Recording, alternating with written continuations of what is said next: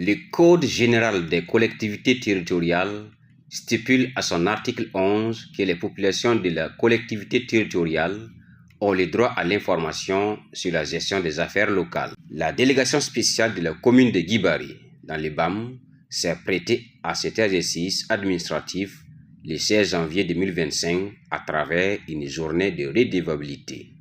Une activité financée par le projet Zemstaba. Ce projet est mis en œuvre par un consortium d'ONG, à savoir Welthungerhilfe, l'Association Zodnoma pour le développement et COPI, en partenariat avec la Fondation Facilité Sahel. Le haut-commissaire de la province du BAM a ouvert la journée de redevabilité et assuré la modération des échanges. Cette journée, qui se veut être un cadre d'échange et de réflexion, doit permettre au président et à sa délégation spéciale de présenter leur bilan. Tout en vous souhaitant plein succès, je déclare ouverte la journée de redevabilité de la commune de Guibari. Les bilans d'exécution des plans d'investissement présentés par le président de la délégation spéciale concernent 2023 et 2024. Pour l'année 2023, nous avons réalisé 4 salles de classe, achevé 2 salles de classe en construction à Koundla qui avait été initiée par les communautés, réfectionné des salles de classe, clôturé le centre d'éveil dans le domaine de la santé. Nous avons retenu la construction d'un CSPS complet à Gogré. Dans le domaine de l'eau et de l'assainissement, nous retenons la réalisation de 14 forages équipés de pompes à motricité humaine. Au cours de l'année 2023, certaines activités programmées n'ont pu être réalisées car n'ayant pas requis l'autorisation du ministère en charge des Finances, à en croire le président de la délégation spéciale. Il s'agit, entre autres, la construction de la résidence du préfet souhaitée par les membres de la délégation spéciale. En 2024, plusieurs activités touchant divers secteurs ont connu des réalisations. La construction de 2 complexes scolaires à Tengo Dodo et à Nyangwela. La construction d'une bibliothèque communale. L'électrification solaire du laboratoire du centre médical de Guibari et des CSPS de Gogré et de Sindri. La réalisation de 2 postes d'eau autonomes au CSPS de Sindri et de Gogré. La réalisation de 7 forages. La réalisation d'une adduction d'eau potable simplifiée avec un château en cube métallique de 10 mètres cubes. La réalisation de 2 blocs de latrines à 2 postes au marché de Guibari.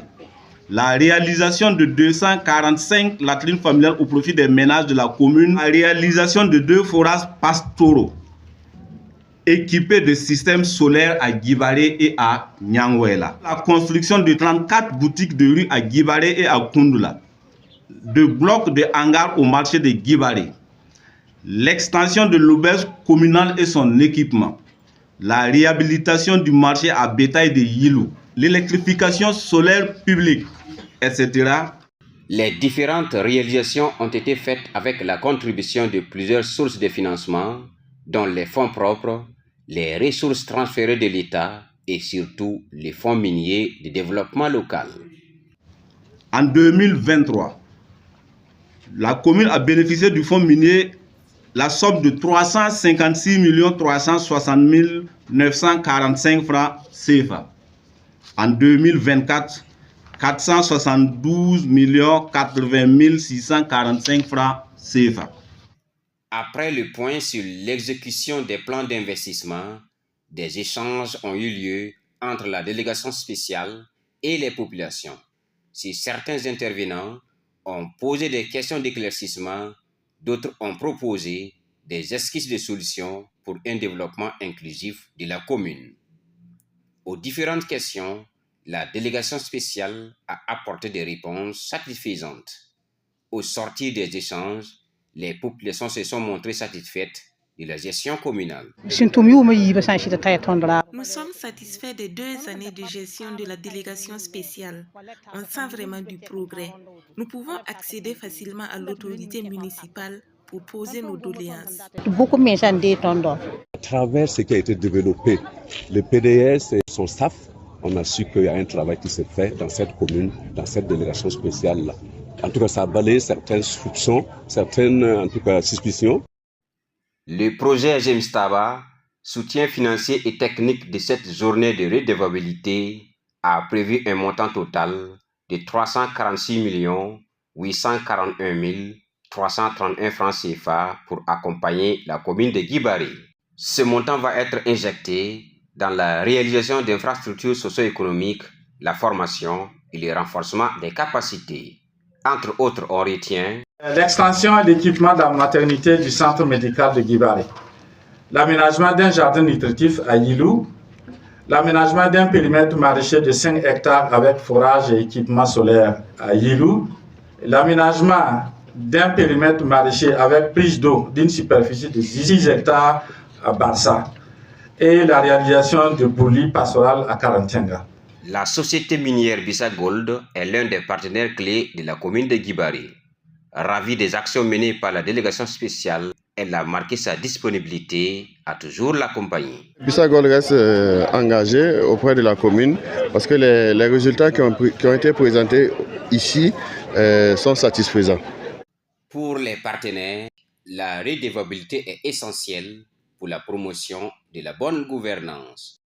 La redevabilité est un principe fondamental de la bonne gouvernance au niveau local et qui permet de renforcer la confiance entre les autorités locales et les communautés locales, d'améliorer même le recouvrement des recettes fiscales dans la mesure où les populations savent ce que les autorités locales font de leurs contributions.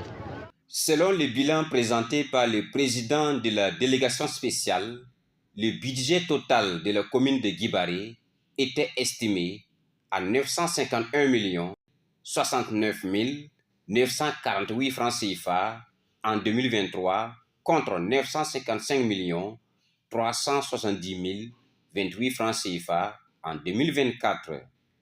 Le civisme fiscal permettra certainement l'amélioration de ce budget.